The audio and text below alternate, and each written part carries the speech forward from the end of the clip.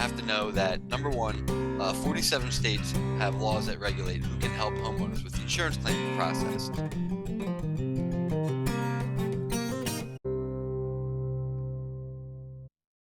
Hi everybody, I'm Anthony Shire, Regional Vice President with Metro Public Adjustment, and today we're going to talk about the Ultimate Contractor's Guide to Home Insurance Claims. So there are basic rules to follow. If you're a contractor and you think you want to help a homeowner with insurance claim, you have to know that number one, 47 states have laws that regulate who can help homeowners with the insurance claim process. And that really boils down to either a public insurance adjuster or a lawyer.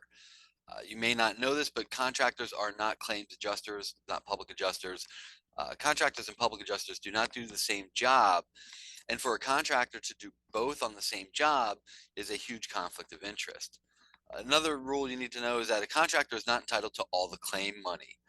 Policy benefits are very complex and many have nothing to do with the cost of construction. And then how much the insurance company pays or owes is really none of a contractor's business at the end of the day. This is the homeowner's claim, the homeowner's money. What a contractor needs is what they need for the job. Whatever the insurance pays is not proper consideration in a contract.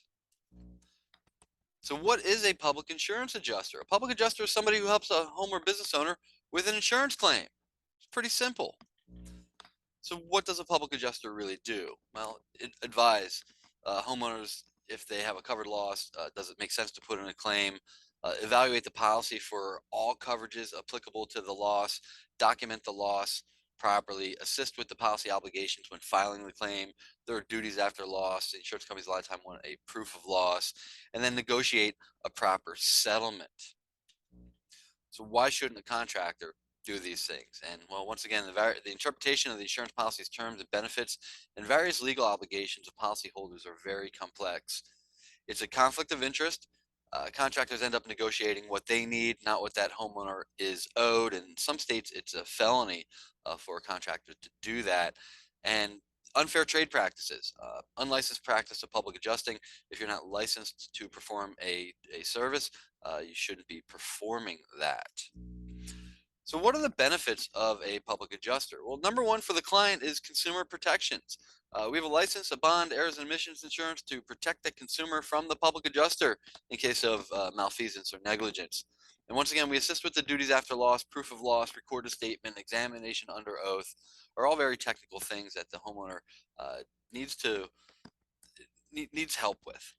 There are also tactics that a claim expert brings to the table when you're filing a claim to avoid the exclusionary language, to make sure that homeowner is complying with the conditions to coverage, and then once again documenting the damage properly for legal or appraisal throughout the process. Now, some state insurance departments put out consumer bulletins. This one's from Pennsylvania. Contractors avoid unlicensed activity. You don't want to act as a public adjuster, so there are certain things you can and cannot do. I don't know if my thumbnail here is in the way, but let's see if we can shrink this. So don't advertise that you can help with an insurance claim unless you're licensed as a public adjuster. Don't interpret insurance policy unless you're a public adjuster. That means don't be looking for code coverages and things like that. Don't negotiate with the insurance company. You need to be licensed to negotiate on behalf of a policyholder. Don't advertise that you can get somebody more money from a claim, because if you're not licensed, you can't negotiate. And don't claim that your services may be free due to insurance coverage. Now, here's the biggest part of this. The service you provide and the coverage provided by the insurance company should not be linked. It implies you have a relationship with the insurance company. This here's Maryland insurance advisory. If you're a contractor, what can you do? Prepare an estimate, discuss the estimate with the customer, and answer any questions the insurance company has about the estimates. So what can a contractor not do in Maryland? And this goes for just about every state. They're all basically the same. Investigate, appraise, evaluate, give advice, or assist customers in adjusting the claim. Prepare the insurance claim for their customer. Negotiate with the insurance company on the customer's behalf. Advise the customers of policy coverages. Advise or provide written materials that they can negotiate or investigate a claim on the customer's behalf. Any individual who is hired by a property owner to help resolve property insurance claim directly with the insurance company is known as a public adjuster. So anybody that solicits business, says they help with claims or losses damaging arises under insurance contracts, receives compensation for investigating, appraising, evaluating, or otherwise giving advice to help the homeowner with their claim, in order to become a public adjuster, one must obtain a license. And contractors can be public adjusters, but once again, it is a big conflict of interest. But if you keep following here, I'll let you know how we have a program that can help you out. A lot of contractors do what's called proceeds contracts or assignment of benefits. And in Iowa, a Supreme Court had ruled that the assignment of benefits was void because the contractor was acting as a public adjuster. This one here is California, where California said that the um, using the assignment of benefits was a clever way for the contractor to avoid the public insurance adjusting regulations. So you don't want to do this as a contractor. You don't want to risk your reputation and getting called into court and getting fined and maybe even arrested in some states. Now there's a whole cottage industry of people out there trying to help contractors. You get these third-party supplemental companies. These are still, if they're helping affect the settlement of that claim, that's still unlicensed practice of public adjusting. And contractors, you shouldn't be letting anybody take a percentage of what you need to get to do the work. Uh, these supplement companies and other people who tend to try to help contractors with insurance claims always want a piece of the action. So what are the best insurance claims process? Well, number one, find damage. As a contractor, do your normal thing, but recommend a public adjuster to double check the damage and confirm coverage. Now, a public adjuster should not work directly for the contractor. Once again, some states allow contractors to be public adjusters, but rules must be followed. And at the end of the day, you still don't want to do it because it is a conflict of interest. Contractors, you should be recommending the absolute best public adjuster you can find. Let that homeowner know, is it covered? Is it more than a deductible? And if it's not a claim, the insurance company is never notified. The homeowner doesn't lose a claims-free discount. I bet you didn't know that when you get the homeowner to call the insurance company. A lot of times it costs them sometimes a significant amount of money, even if there is no claim. And we want to avoid that at all costs. And contractors, you should not be giving the insurance company your estimate. Your estimate is incomplete. It's not based on what that homeowner is owed. Contractors would also be wise to not use Xactimate. That's used by the insurance company to slash estimates, like overhead and profit. You put that in your estimate, and the insurance company cuts it. Well, all right. Well, is it owed? And if it's owed, or if you need it as a contractor, if you're using that as, hey, listen, I need this as part of what I need for this job. Well, do you if the insurance company doesn't pay it, are you still charging the homeowner for it, or are you taking the hit? And either way, it's not fair if it's owed.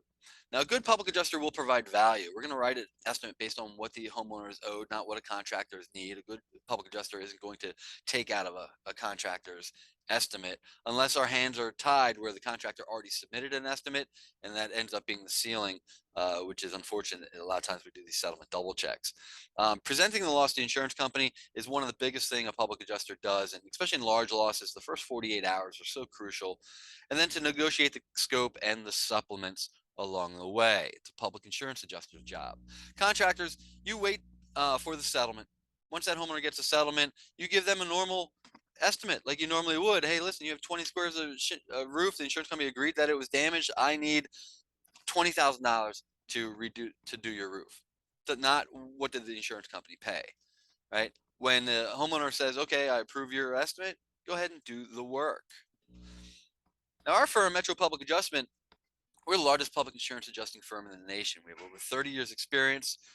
We have overly certified field adjusters that are Hague certified, every one of them, IICRC, Xactimate, then they all have their public adjuster license. And this goes a long way to getting the insurance company to pay that client's claim. Now, our system protects contractors. So contractors in most states can be public adjusters, and you can sign up onto our system and have a total separation. You're not going to end up doing the negotiations. Our field adjusters do that. But it's going to protect you against UPA allegations, protect you against fraud allegations. Once again, you're not negotiating. And our contractor partners can earn up to 35% of our fee in the states where it's allowed. So it's a great way for contractors to not only get their clients paid, but also be able to be involved in part of that process. More contractor benefits: save time not dealing with the insurance adjuster, save money by not needing the Xactimate, get jobs over unlicensed competition by explaining to homeowners the risks of contractors helping with the insurance claim process and how you need a public adjuster's license to do that, and you bring that compliance to the table, and then your client gets professional license claim representation at the end of the day. Well, I hope that you like this information, and if you're interested, you can always email me, insuranceclaimguy@gmail.com. Thank you.